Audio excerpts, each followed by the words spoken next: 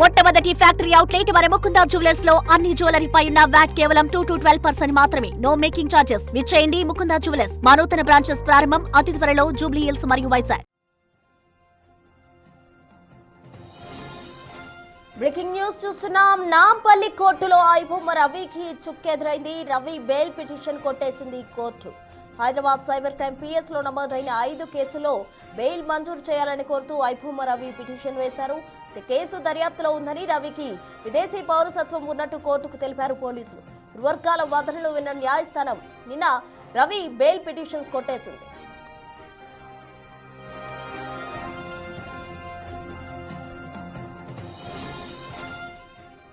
నాంపల్లి కోర్టులో ఐబొమ్మ రవికి చుక్కెదురైందని చెప్పాలి. ఐబొమ్మ రవిపై ఇప్పటికే 5 కేసులు కూడా నమోదయ్యాయి. అటు సినిమాకు సంబంధించిన ఇండస్ట్రీకి తీవ్ర నష్టం వాటిల్లే విధంగా ఐబొమ్మ అనే ఒక వెబ్సైట్ క్రియేట్ చేసి అతను సినిమాలు పైరసీ చేసి అందులో పెట్టడం కారణంగా సినీ ఇండస్ట్రీకి భారీ నష్టం వాటిల్లిందంటూ అటు సినీ ప్రముఖులు కూడా ఫిర్యాదు చేసిన క్రమంలో ఈ మంది రవిని అయితే హైదరాబాద్ కు తీసుకురావడం జరిగింది. నాంపల్లి కోర్టులో ఐబొమ్మ రవికి ఇప్పుడు చిక్కు ఎదురైందని చెప్పాలి. రవి బెయిల్ పిటిషన్ కోర్టు కొట్టేసిన పరిస్థితి. దీనికి సంబంధించి తాజా అప్డేట్స్ మా ప్రతినిధి విజయ్ ఫోన్ లైన్ ద్వారా అందిస్తారు.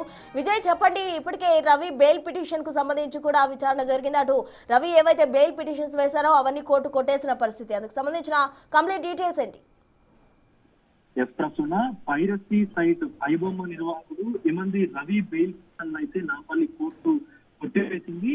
సుమారుగా 3వసారి కూడా ఈ పిటిషన్ కొట్టివేయడం అయితే జరిగిందని చెప్పాలి. బెయిల్ కు సంబంధించిన పిటిషన్ గతంలో కూడా అయితే ఏదైతే సైబర్ క్రైమ్ కు సంబంధించిన పోలీస్ స్టేషన్ లో కేసు నమోదు ఏదైతే అయిందో పైరసీ వెబ్సైట్లను నిర్వహిస్తూ విదేశాల్లో ఉండి ఆపరేట్ చేస్తున్నటువంటి ఇమంది రవిని సైబర్ క్రైమ్ పోలీసులు ఎటకేలకు హైదరాబాద్ తీసుకొచ్చి కోర్టు ముందు కూడా హాజరుపరిచినటువంటి విషయం అందరికీ తెలిసింది. అయితే సినీ ఇండస్ట్రీకి సుమారుగా 1000 కోట్ల నష్టాన్ని మిగిల్చినటువంటి ఇమంది రవిని ఖచ్చితంగా కఠినంగా శిక్షించాలంటూ కూడా పలువురు అయితే తమ అభిప్రాయాన్ని వ్యక్తం చేశారు. దీనికి సంబంధించి తనకి ఎలాంటి తప్పు తెలియదు, అసలు ఏం తెలియదంటూ కూడా మీ దగ్గర సాక్ష్యాలు ఉన్నాయంటూ కూడా ఈవెన్ పోలీసులపైకి వాగ్వాదానికి దిగినటువంటి పరిస్థితులు కూడా ఉన్నాయి ఇమంది రవి.